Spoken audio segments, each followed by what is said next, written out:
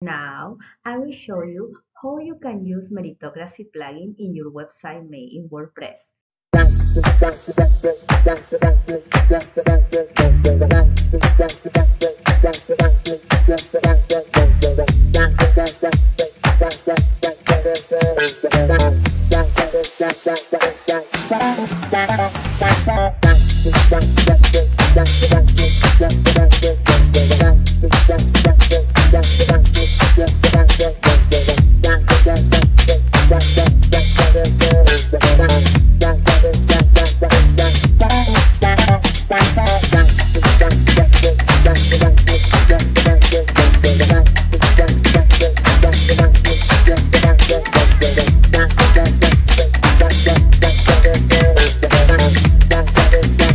Please subscribe and see you in our community. Don't forget check the description of this video. Bye.